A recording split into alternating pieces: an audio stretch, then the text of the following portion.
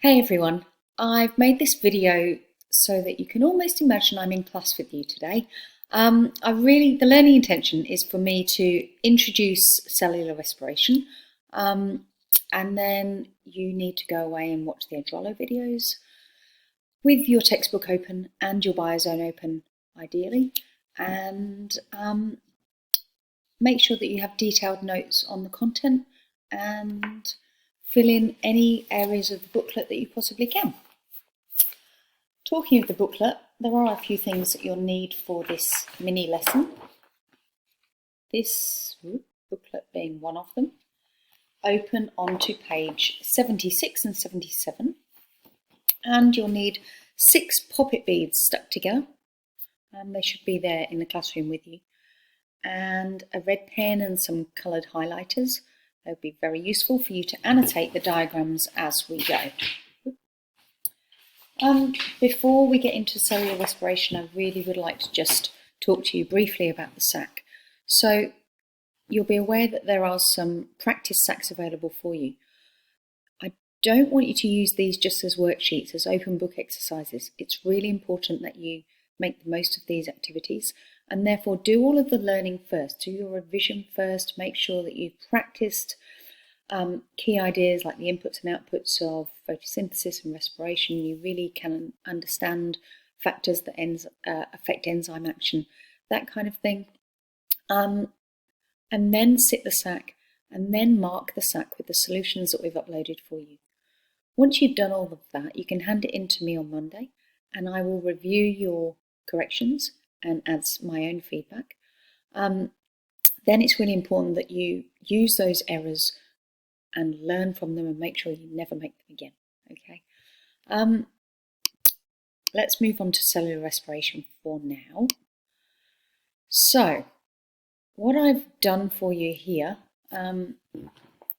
bit of dodgy annotation, but this is the diagram. The first diagram represents the first step in aerobic cellular respiration and anaerobic cellular respiration, because it's glycolysis, okay?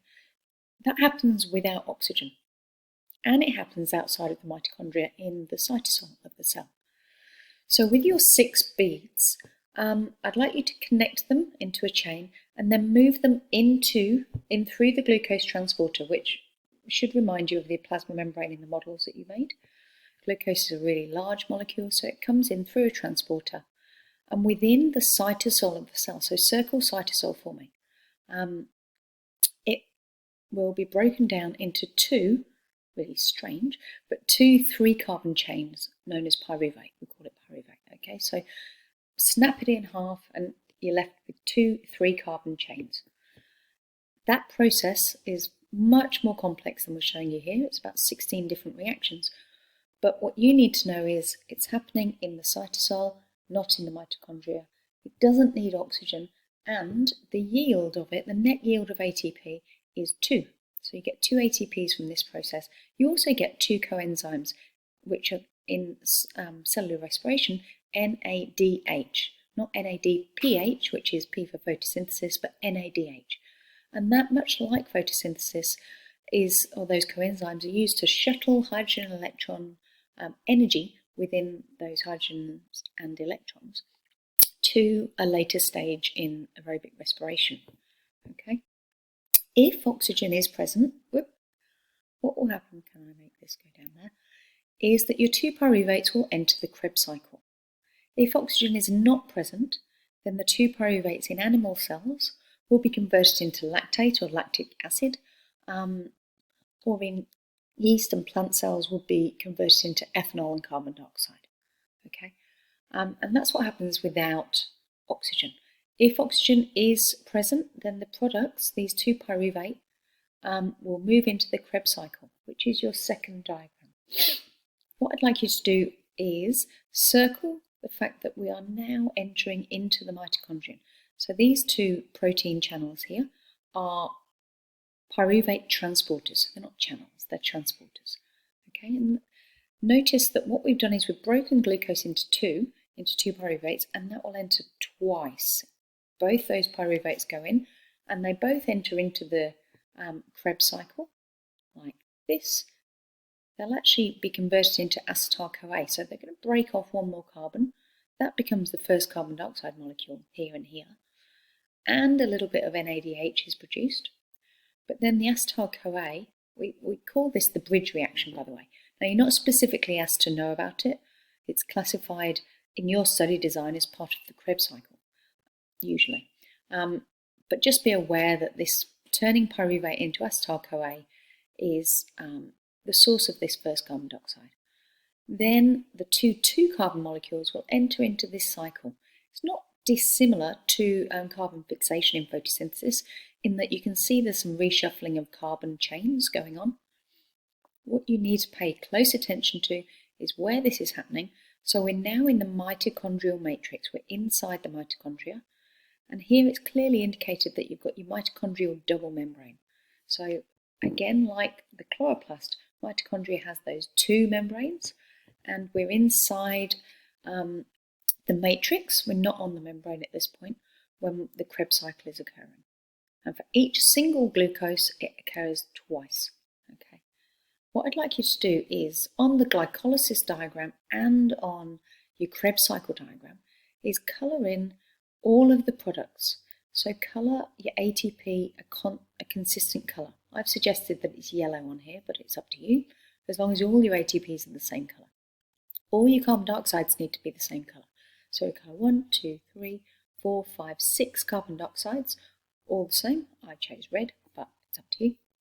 And all your NADHs need to be the same colour. Now we produce 2 of those in glycolysis, and there are 1, 2, 3, 4, 5, 6, 7, 8 being produced by the Krebs cycle as a result of one glucose molecule.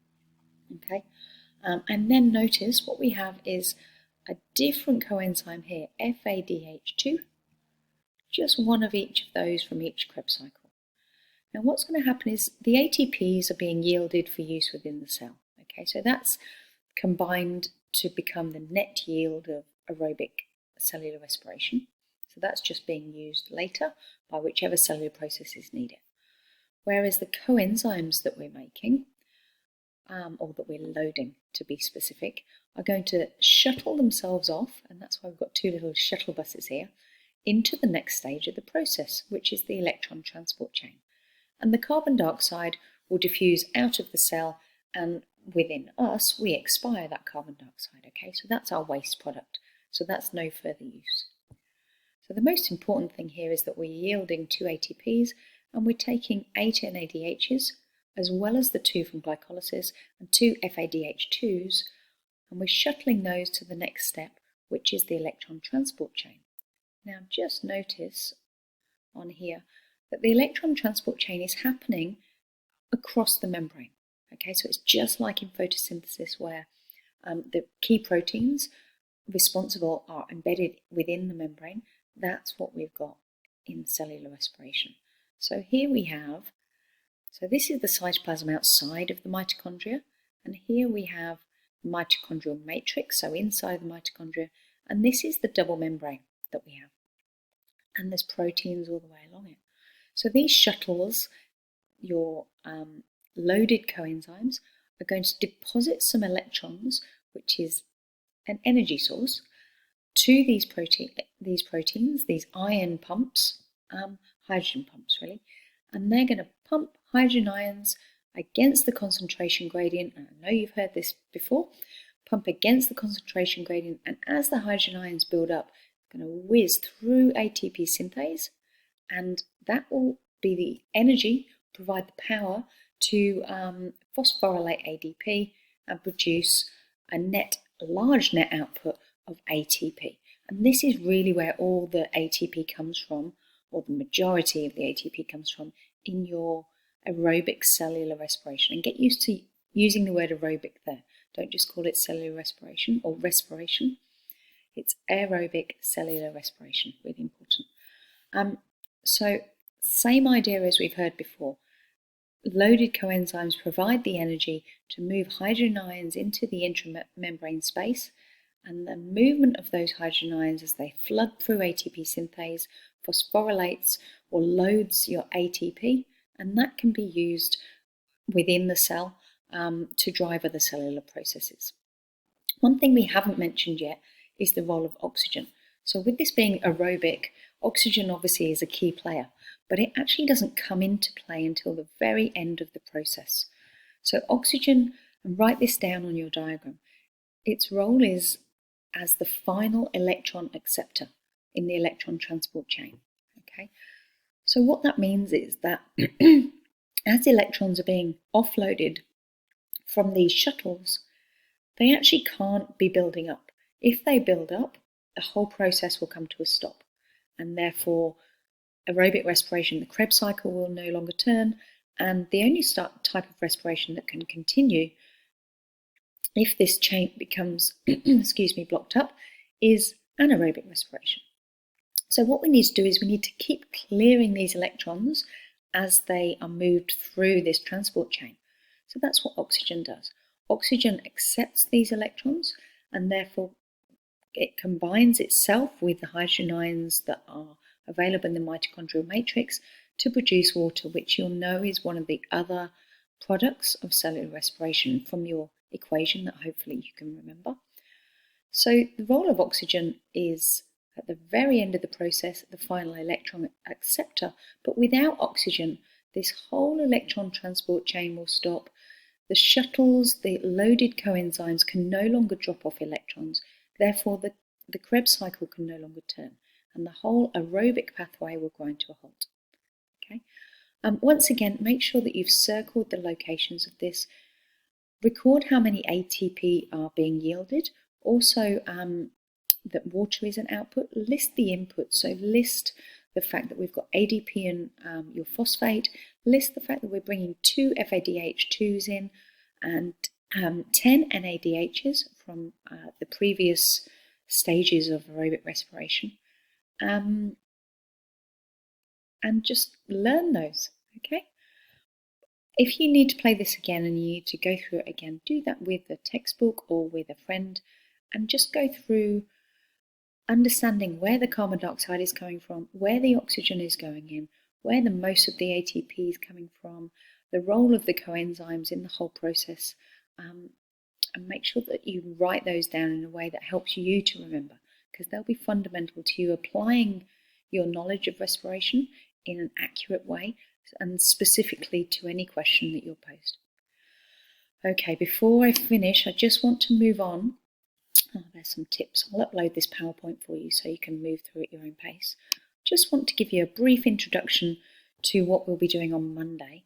So this Bozeman clip will show you exactly what we will be doing, but he uses worms. We're just using 2 different types of peas at different stages of germination. Okay, so please watch that, and in addition, make sure that you have reviewed all of the Adrollo videos, done some questions, gone through your booklet, and used Biozone at the same time. So as I've said before, watching videos is great, but you don't have time to watch the video, then read the textbook, and then do the Biozone. So do all 3 at the same time. Have Biozone open so that you can use Biozone to support your learning. Have Adrollo open on the correct chapter, and make sure that you're utilising any diagrams or any extra information you get from that to build a really comprehensive set of notes that you can then consolidate and summarise later as part of your revision. Okay? Good luck with your learning, and email me if you have any questions at all. Okay, bye.